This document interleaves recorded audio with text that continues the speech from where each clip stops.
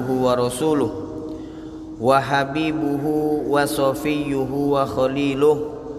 Allahumma salli wa sallim ala sayyidina wa maulana Muhammadin al-fatihi lima ughliq wal khatimi lima sabaq nasiril haqqi bil haqqi wal hadi ila siratikal mustaqim wa ala alihi wa sahbihi haqqa qadrihi wa miqdarihil azim.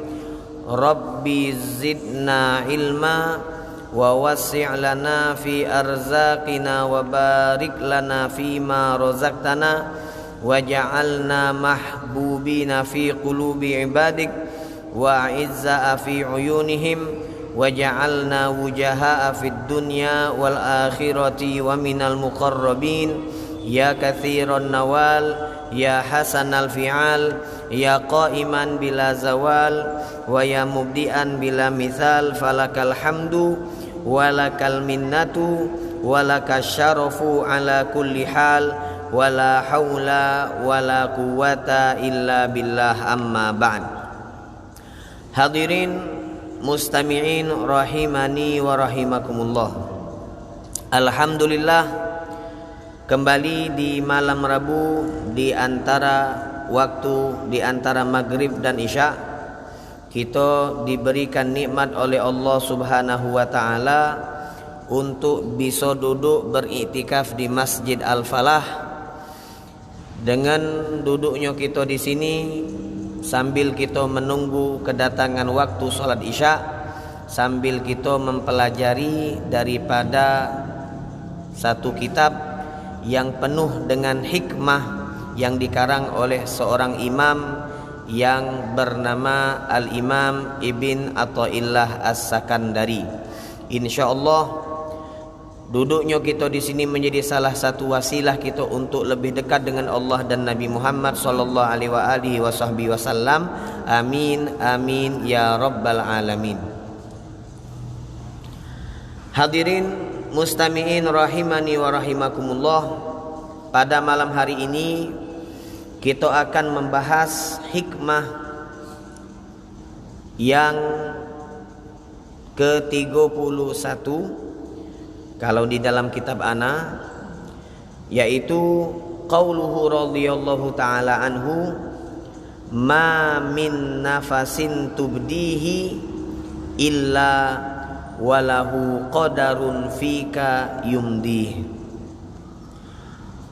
Beliau Al-Imam Ibn Athaillah As-Sakandari mengatakan, ma min nafasin, tidak ada satu nafas pun, tubdihi, yang engkau tampakkan.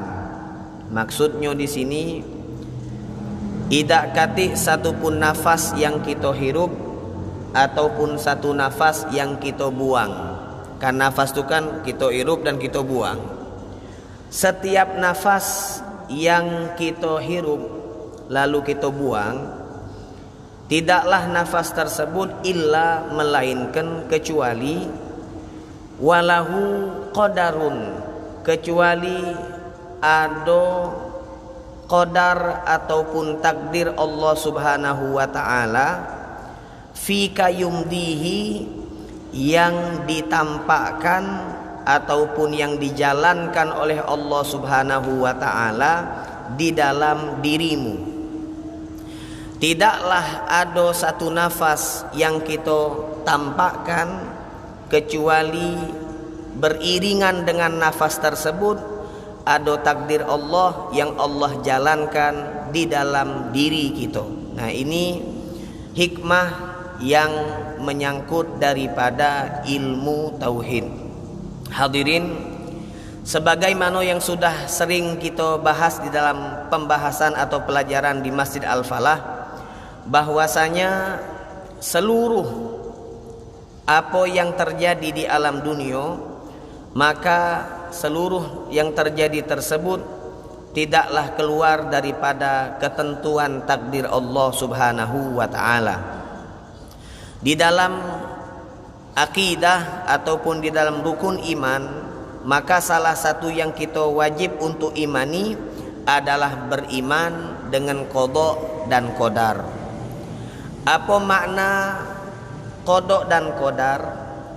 Qada adalah ketentuan yang ditentukan oleh Allah Subhanahu wa taala sebelum Allah Subhanahu wa taala menciptakan alam jagat raya. Adapun qadar, maka pelaksanaan dari ketentuan yang telah ditentukan oleh Allah Subhanahu wa taala. Jadi sebelum Allah menciptakan seluruh alam jagat raya, misalnya kita ambil diri kita, sebelum Allah menciptakan kita, maka Allah sudah menentukan apa-apa yang akan kita alami dari mulai kita hidup sampai kita meninggal, bahkan sampai kelak di alam akhirat. Itu semua sudah ditakdirkan oleh Allah Subhanahu wa taala melalui ketentuan, melalui ketetapan, yang mana ketentuan dan ketetapan ini kita sebut dengan qada. Kita sebut dengan qada. Nah, di saat kita lahir, maka apa-apa yang sudah ditentukan Allah melalui qada tadi, dari mulai penciptaan atau Allah mewujudkan diri kita di dalam rahim. Jangankan pas lahir, di dalam rahim pun ketika terbentuk pertemuan antara sperma wong tua kita dengan sel telur, itu kan pertemuan kan, ditemukan, kemudian terjadilah cikal bakal diri kita. Nah, itu kapan terjadinya itu sudah ditentukan oleh Allah Subhanahu wa taala melalui qada. Nah, terjadinya peristiwa terbentuknya antara pertemuan antara air sperma dengan sel telur tadi, itu namanya qadar. Kemudian setelah itu berkembanglah kita punya janin tadi itu kan, berkembang akhirnya wong tua kita kalau zaman dulu ke bidan nak meriksa benernian yolalanian ada barangnya atau tidak, ada janin yang berkembang atau tidak, ke bidan. Atau kalau orang sekarang ini ke dokter SPOG yang ahli daripada masalah perut ini, SPOG masalah perut inilah, kemudian di di USG-nya ada yang 3 dimensi, ada yang 4 dimensi, dan seterusnya. Perkembangan setiap detik, setiap nafas yang kita keluarkan di saat kita masih ada di dalam perut rahim ibu kita masing-masing, maka disitulah ada sentuhan daripada qadar Allah Subhanahu wa ta'ala. Jadi setiap fase kehidupan kita itu tidak lepas daripada takdir Allah Subhanahu wa ta'ala. Kemudian setelah sempurnanya kita dilahirkan, kapannya, di manonyo, siapa dokternya, normal atau tidaknya, galo-galo takdir Allah Subhanahu wa taala. Ini adalah akidah yang tidak boleh kita lupa. Jadi termasuk daripada keimanan, kita wajib untuk mengimani qada dan qadar. Qada itu ketetapan yang telah ditetapkan oleh Allah di di zaman azali. Zaman azali itu kita tidak tahu kapannya. Kemudian praktek apa yang telah ditetapkan oleh Allah itu kita kenal dengan qadar, atau kalau bahasa kita takdir. Nah, hadirin mustami'in rahimani wa rahimakumullah. Beliau Al-Imam Ibn Athaillah As-Sakandari, beliau ngajak kita untuk selalu ingat takdir ini. Jangan kita ingat pas ada kejadian baik. Kadang-kadang pas ada kejadian baru kita ingat takdir. Kejadian yang mungkin tidak sesuai dengan kehendak kita. Misalnya kita kita pengennya menang, tak taunya kalah. Kita pengennya berhasil, tak taunya gagal. Nah, langsung kita ngomong takdir galau. Nah, ingatnya pas ada kejadian. Tidak, katanya Imam Ibn Athaillah As-Sakandari, Yang namanya takdir bukan terjadi prakteknya itu ketika ada kejadian yang kita anggap ini nih besar, yang kita anggap ini nih ada pengaruhnya di dalam diri kita. Tidak. Bahkan sekecil apapun, setiap nafas yang kita hirup, setiap nafas yang kita buang dari tubuh kita, di situ ada sentuhan takdir Allah subhanahu wa ta'ala. Makanya ketika kita menyadari akan hal ini, segala sesuatu itu sudah ditakdirkan oleh Allah subhanahu wa ta'ala. Disebutkan oleh para ulama ada faedah ataupun ada keuntungannya. Yang pertama, keuntungan sebelum kita melakukan sesuatu. Keuntungan sebelum kita melakukan sesuatu, maka dengan kita meyakini adanya takdir, kita akan berani untuk melakukan sesuatu yang ingin kita lakukan. Misal, besok kita nak mengerjakan sesuatu yang belum pernah kita gawikan. Besok, bukan hari ini, besok. Nah, kemudian malam ini kita pas ngomong sama kawan-kawan, ngomong cerita, kita nih kan zaman sekarang zamannya curhat. Zaman sekarang zaman curhat, ngomong sama fulan, besok tuh aku pengen cak ini. Ketemu sama kawan kita lagi, besok tuh aku pengen cak ini. Ketemu lagi. Setiap uang gitu ajak musyawarah, mak mana lah menurut kau? Akhirnya kawan-kawan kita ngenjuklah pertimbangan-pertimbangan. Cak ini. Banyak pertimbangannya. Ujung-ujungnya kita tak jadi ngawi ke besok. Makanya kata orang Arab, man syawar magotal. Siapa yang banyak omong, siapa yang banyak musyawarah, ujung-ujungnya tidak tegawi barang tu. Nah, jadi musyawarah tu boleh. Cuma kita pilih wong yang kira-kira boleh kita ajak untuk musyawarah. Jangan saben wong kita ajak. Besok atau sebulan lagi kita ada niat nak pengantin, ngomong sama fulan, aku nih pengen pengantin, mak mana lah? Ngomong lagi, main pengantin mana? Bertanya-tanya, ujung-ujung tak jadi barang itu, tak jadi pengantin. Nah ini, jadi ini penting. Ketika kita tahu segala sesuatu ini sudah ditakdirkan oleh Allah Subhanahu Wa Taala, kita tinggal siapkan, penuhi daripada sebab-sebabnya. Wasilah-wasilah ataupun daripada perantara-perantara fasilitas yang menunjang makmanu supaya apa yang kita pengen kerjakan itu berhasil. Setelahnya tawakal Allah. Besok aku nak ngawikan ini, maka malam ini aku siapkan diri. Besok nak ceramah, malam ini siapkan diri. Baca kitab, tidur yang cukup, tidur yang lemak, supaya besok matuk segar ingatan itu ini banyak yang nyantol. Kalau antum nak begawi, maka malam ini jangan capek-capek. Ini namanya penyiapan fasilitas untuk menunjang apa yang pengen kita gawikan. Begitu kita ingin mengerjakan sesuatu, lalu kita ingat bahwasanya berhasil atau idaknya sesuatu itu bukan dari apa yang kita kerjakan, tetapi dari takdir Allah Subhanahu Wa Taala, maka insya Allah kita tidak akan mengalami sesuatu yang namanya ketakutan. Tidak takut. Selama itu adalah perintah Allah Subhanahu Wa Taala agar kita bermuamalah, agar kita ini berusaha, maka di saat kita berusaha, kita sedikit pun tidak akan mengalami daripada kekhawatiran ini. Ini penting. Makanya para sahabat Nabi Muhammad SAW, ketika mereka itu diajak oleh Nabi berperang, Perang Badar itu pasukan 313 melawan wong 1000. Kalau bangsa modelnya cak model kita diajak perang, kita belum apa-apa lah mikir, ini caknya kalah. Nah itu kan, mereka berani itu kenapa? Memang keimanannya mereka kuat terhadap kodok dan kodar. Salah satu penunjangnya keimanan. Besok itu aku perang, musuhnya lebih banyak daripada pasukan kita, mati itu urusan Tuhan.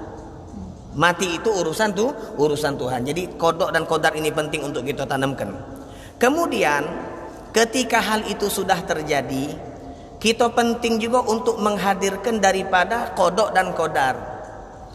Kita mengerjakan sesuatu, dan sudah tampak daripada hasilnya.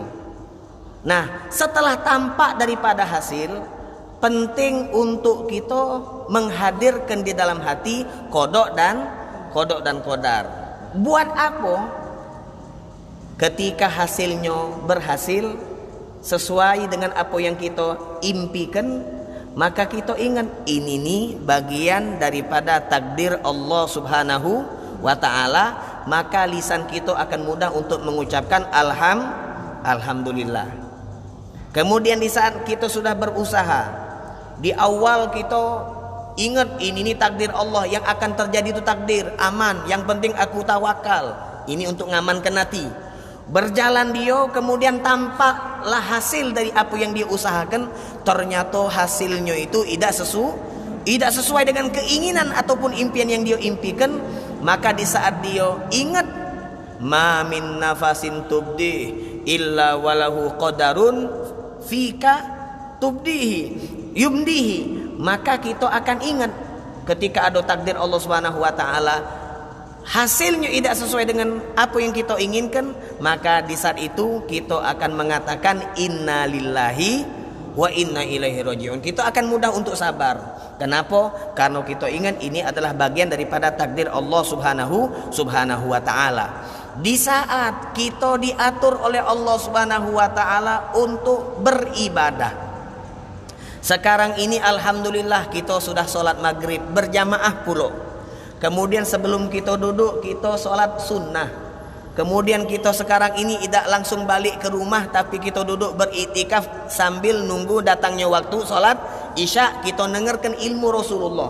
Nah, ini kan namanya ketaatan ibadah sesuai dengan apa yang sudah pernah kita pelajari. Galo-galo ini merupakan pemberian karunia Allah Subhanahu wa ta'ala. Allah ngatur kita, memudahkan kita untuk taat beribadah. Maka di saat kita ingat takdir, oh ini takdir, maka kita tidak akan sombong, kita tidak akan ujub dengan amalan, dan kita akan selalu mengatakan alhamdulillah.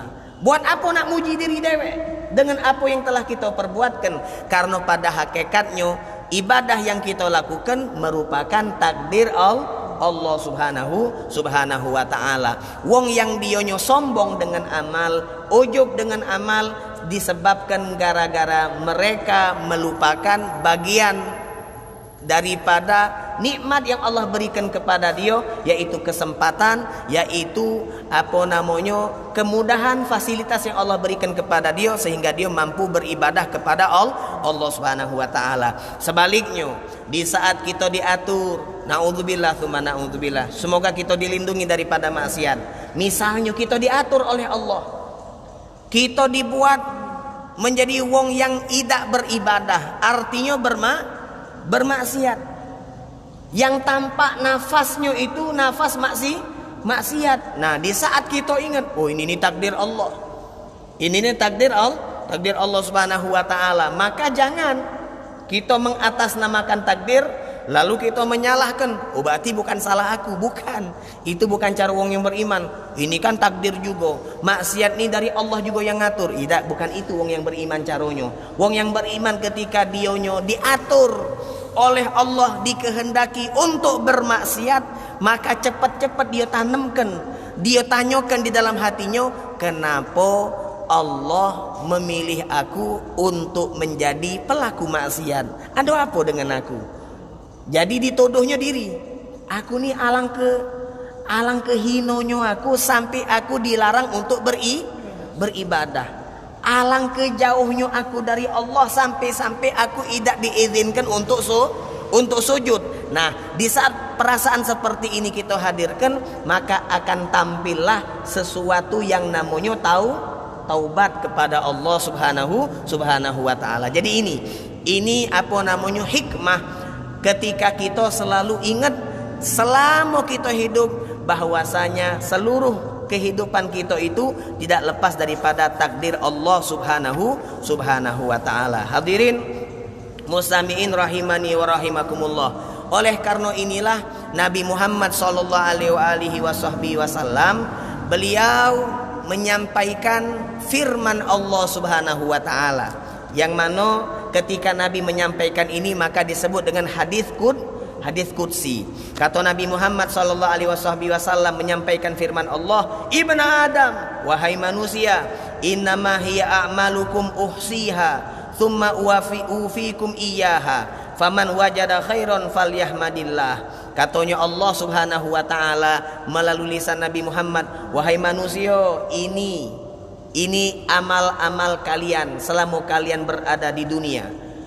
Sudah dihitung oleh Allah Subhanahu wa taala, maka faman wajada khairon, siapa yang menemukan apa yang dia kerjakan itu adalah perbuatan yang baik, falyahmadillah, maka ucapkanlah alhamdulillah." Jadi ini kejadiannya kaget. Ketika kita sudah di akhirat, maka di saat kita sudah menerima buku catatan amal, Allah akan ngomong sama kita, "Itu amalan kamu tuh. Siapa yang nemukan baik-baik di dalam buku catatan amalnya, maka ucapkanlah alhamdulillah." Nah, ngapa mengucapkan alhamdulillah tuh? Yang ngawekannya kita. Oh tidak, memang pelakunya kita. Cuma yang mengaturnya adalah Allah Subhanahu wa taala. Makanya Allah memerintahkan kita untuk mengucapkan alhamdulillah. Wa man wajada ghaira dzalik.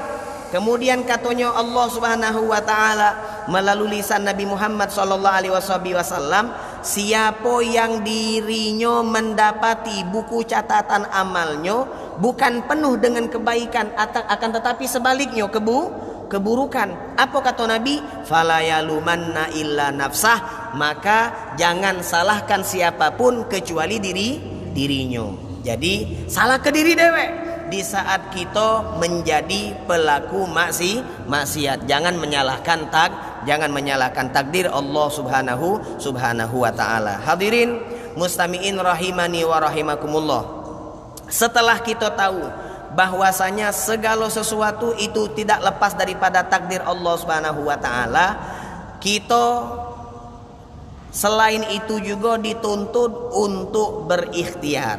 Jadi jangan salah kaprah, mentang-mentang galo-galonya takdir, kage ujung-ujungnya idak gala ikhtiar. Idak galo-galonya memang takdir, cuma ikhtiar kita juga adalah bagian daripada takdir. Sebagai contoh, Nabi Muhammad sallallahu alaihi wasallam ketika beliau mengalami peristiwa Isra dan Mi'raj.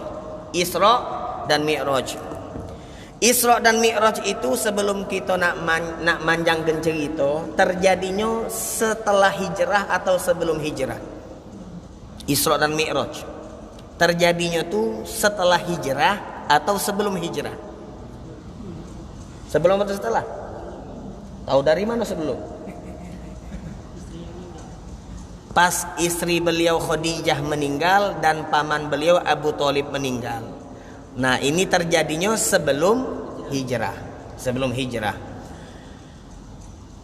Di saat Isra, kan itu kan ada dua peristiwa, Isra dan Mi'raj. Isra itu perjalanan malam dari Makkah Masjidil Haram ke Masjidil Aqsa. Jadi perjalanan di bumi. Ada juga namanya Mi'raj, dari Aqsa ke Sidratul Muntaha. Nah, di saat peristiwa Isra, Nabi Muhammad sallallahu alaihi wasallam ketika beliau di atas buruk ditemani oleh malaikat Jibril, pas sampai di pucuk kota Yathrib. Kota Yathrib itu nama kota Madinah. Sebelum diubah oleh Nabi Muhammad menjadi kota Madinah, maka namanya Madinah tuh dulunya Yathrib. Nama Madinah namanya Yathrib. Nah, begitu di pucuk kota Yathrib, maka Nabi diomongi oleh malaikat Jibril, Muhammad, jingo, itu nah dibawa. Apa dia malaikat Jibril? Bukan apa dia il. Apa dia malaikat Jibril? Ini kota Yathrib. Kage inilah yang akan menjadi tempat hijrahmu. Kemudian dalam satu riwayat disebutkan juga, disinilah kau akan dimakamkan. Kemudian di sampingmu juga akan dimakamkan 2 sahabatmu. Dan kaget di akhir zaman ada satu tempat yang cukup untuk sikok lagi kuburan. Di situ akan dikuburkan Nabi Isa alaihi salatu wassalam. Jadi Nabi diunjuk tahu oleh malaikat Jibril bahwasanya beliau ini kaget. Beliau ini ke depan kaget bakal hijrah dari kota Mekah menuju Madinah. Nah, bahkan diunjuk tahu meninggalnya Nabi di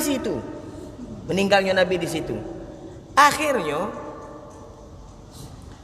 setelah beberapa tahun kemudian terjadi nian apa yang diomongi oleh malaikat Jibril.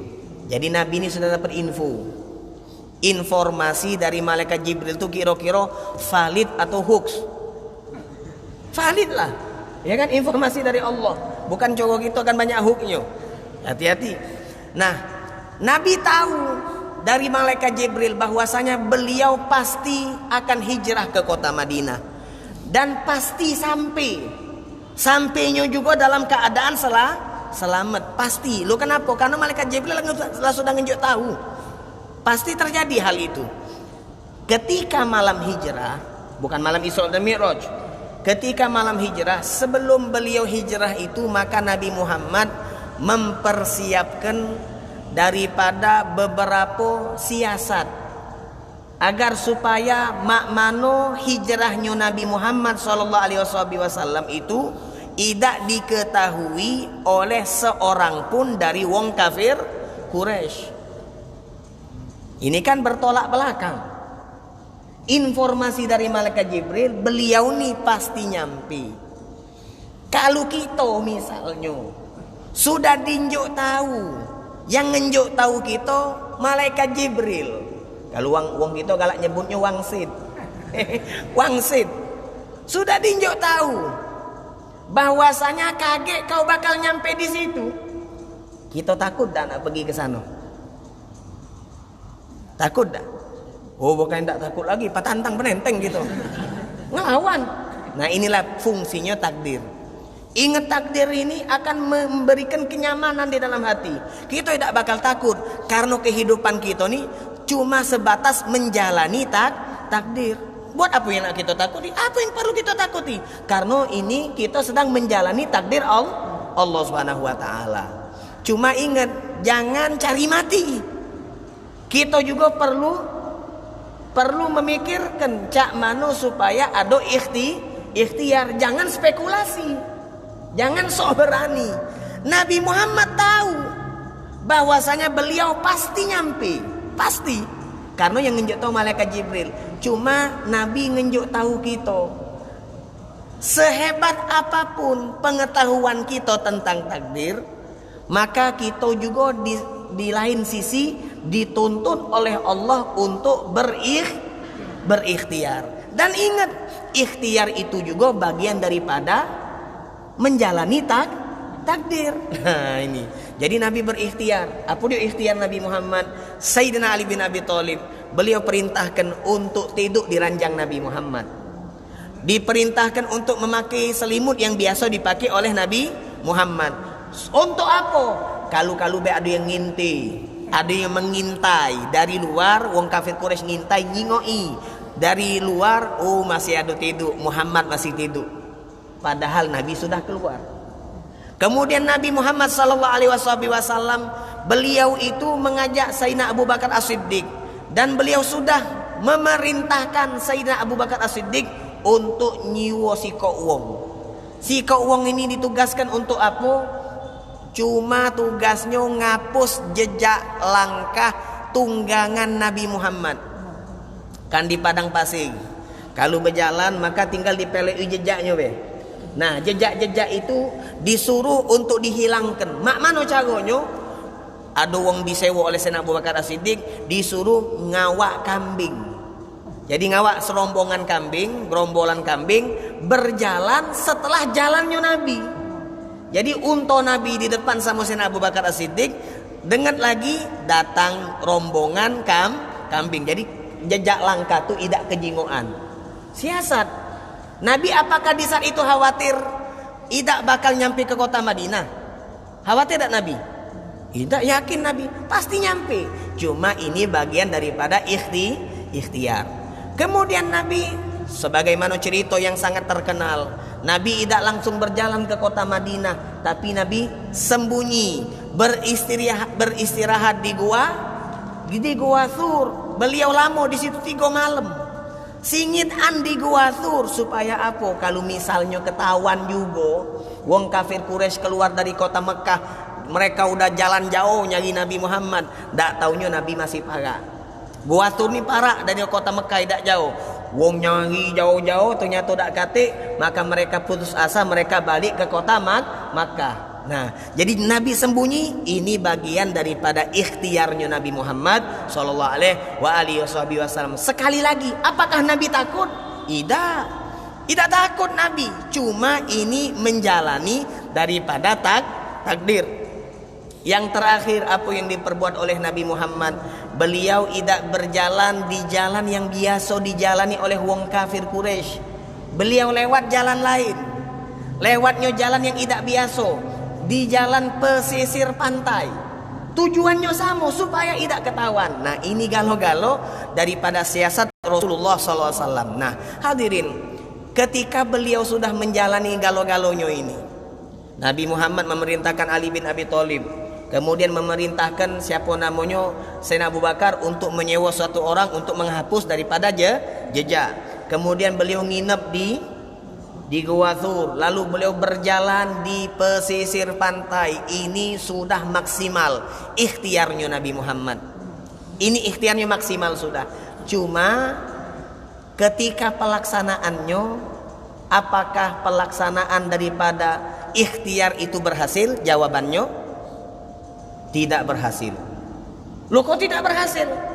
Karena dari awal Nabi Muhammad sudah ketahuan beliau nak keluar.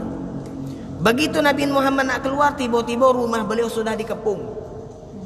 Di saat beliau bersembunyi di Gua Thur, wong kafir Quraisy sudah nyampe di pojok atau di depan mulut goa. Di saat beliau berlari atau berjalan lewat pesisir, maka itu juga ada seorang yang namanya Suraqah yang mengejar.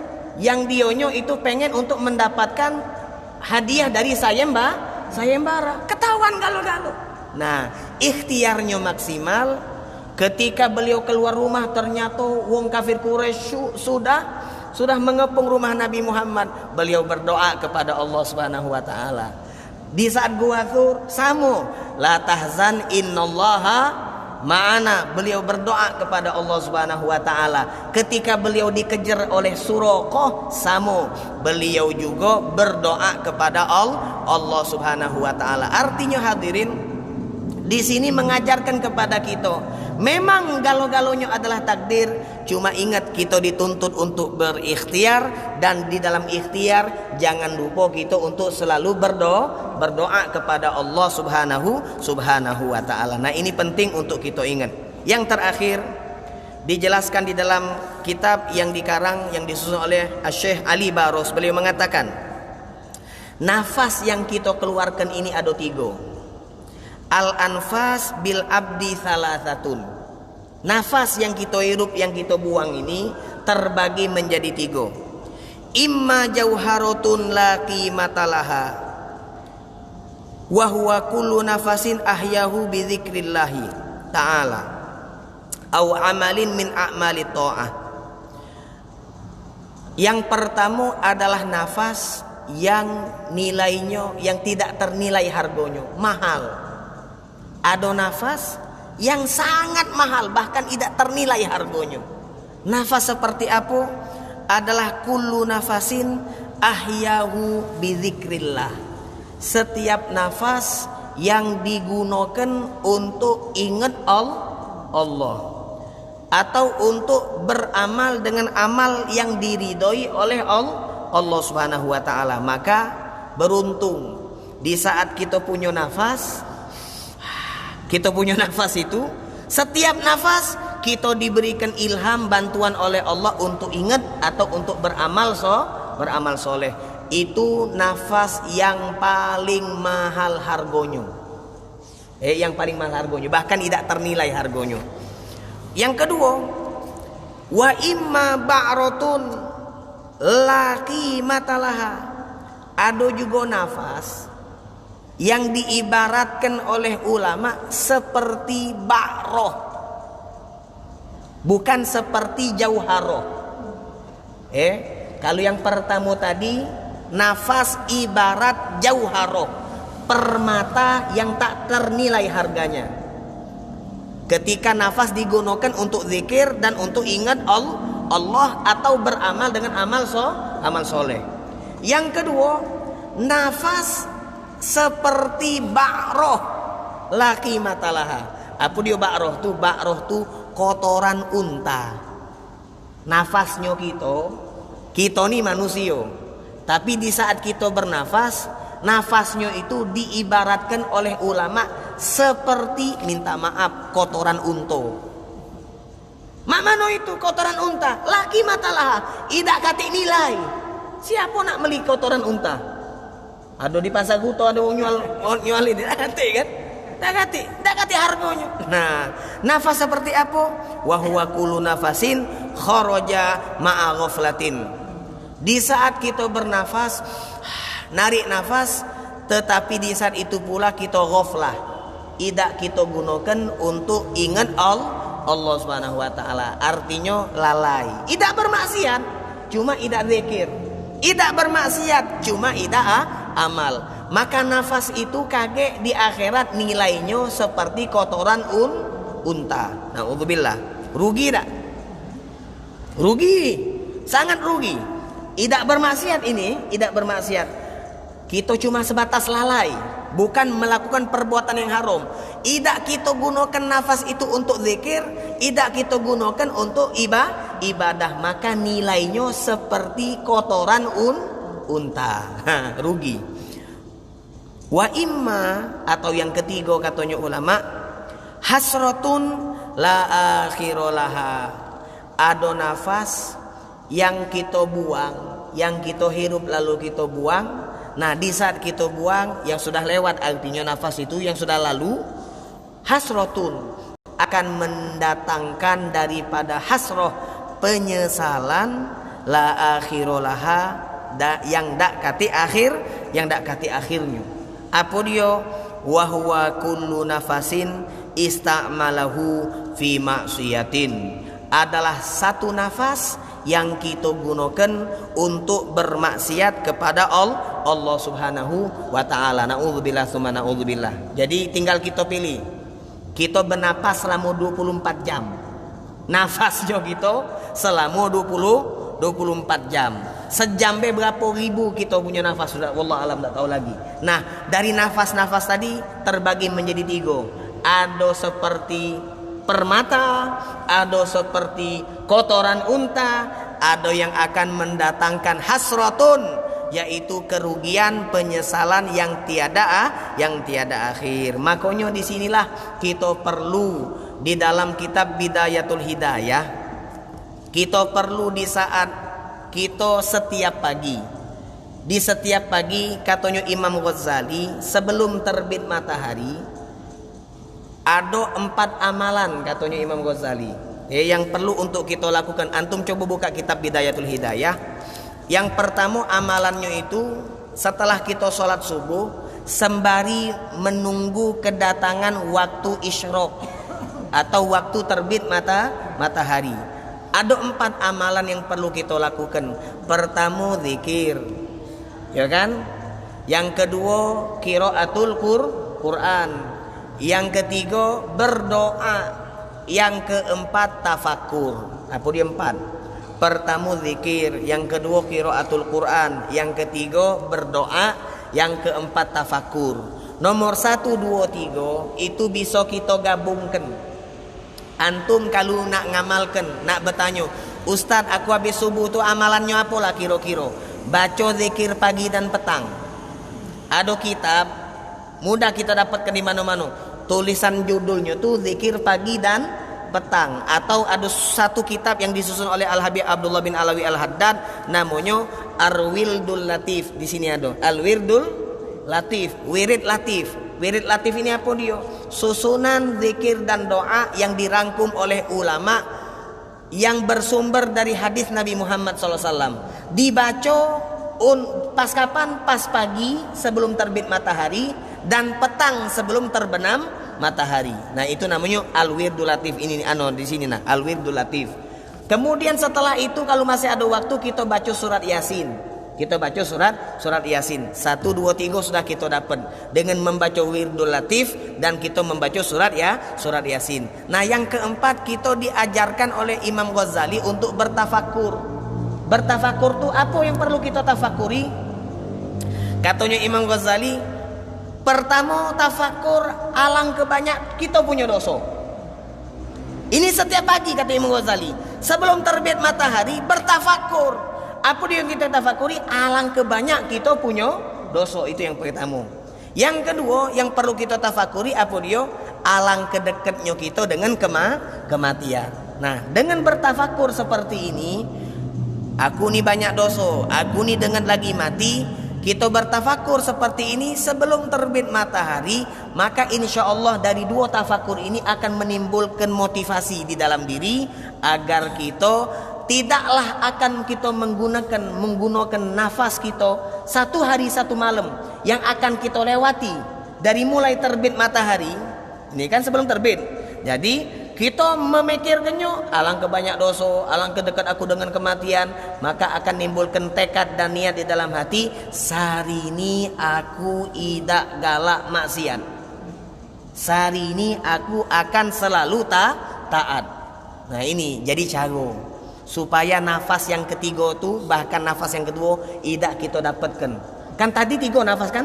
Ada 3. Pertama seperti permata, yang kedua seperti kotoran unta, yang ketiga yang akan menimbulkan penyesalan yang tiada akhir. Nah, supaya nafas ini selalu nafas yang pertama terus mak mano? Dengan cara sebelum terbit matahari niat, aku sehari ini nandak maksiat, aku sehari ini nak berusaha selalu taat ibadah kepada Allah Subhanahu wa taala. Dikatakan oleh Al-Imam Al-Junaid, siapa yang dionyo membukakan di dalam hatinya pintu niat yang baik, maka Allah akan membukakan 70 pintu taufik. 70 pintu taufik. Maksudnya apa dia kalimat ini? Kita tadi niat, hari ini aku nak beribadah kepada Allah, nandak gunakan umurku untuk bermaksiat. Ini kan namanya niat. Nah, niat ini nih pelaksanaannya membutuhkan taufik. Begitu kita ada niat, maka Allah akan bukakan peluang-peluang kita untuk mewujudkan apa yang kita niatkan, yang kita azam, yang kita tekadkan untuk dekat dengan Allah Subhanahu wa taala. Maka hadirin mustami'in rahimani wa rahimakumullah, insyaallah nafas-nafas kita selalu menjadi nafas yang dekat dengan Allah Subhanahu wa taala, nafas yang diridhoi oleh Allah Subhanahu wa taala. Terakhir, ini ada amalan di saat kita gundah, di saat kita sumpek, maka ada amalan daripada ulama, kita ngawas ke arah langit, kemudian kita tahan nafas, lalu kita membaca kalimat Allah. Nah, ini 1 kali nafas, ya. Pas kita lagi gunyam, ya, pas kita lagi sumpek, lagi gundah, maka dikatakan oleh ulama, awaslah ke arah langit, lalu kita mengucapkan nafas tadi kita gunakan untuk mengucapkan kalimat Allah. Insya Allah gundah itu akan hilang dari hati kita. Kemudian kalau kita ada doa, ada keinginan, ada hajat yang ingin dikabulkan oleh Allah Subhanahu wa taala, maka yang paling lemah untuk kita amalkan adalah menyebut nama Allah. Karena tadi setiap nafas yang kita keluarkan itu ada hubungannya dengan Allah. Maka di saat nafas tadi kita gunakan untuk ingat Allah, disitulah Allah akan lebih memperhatikan kita, hamba Allah Subhanahu wa taala. Insyaallah kita mendapatkan hidayah dari Allah Subhanahu wa taala. Amin. Amin ya rabbal alamin. Wal afu minkum. Wassalamualaikum warahmatullahi wabarakatuh. Bismillahirrahmanirrahim. Alhamdulillahirabbil alamin. Allahumma shalli wa sallim ala sayyidina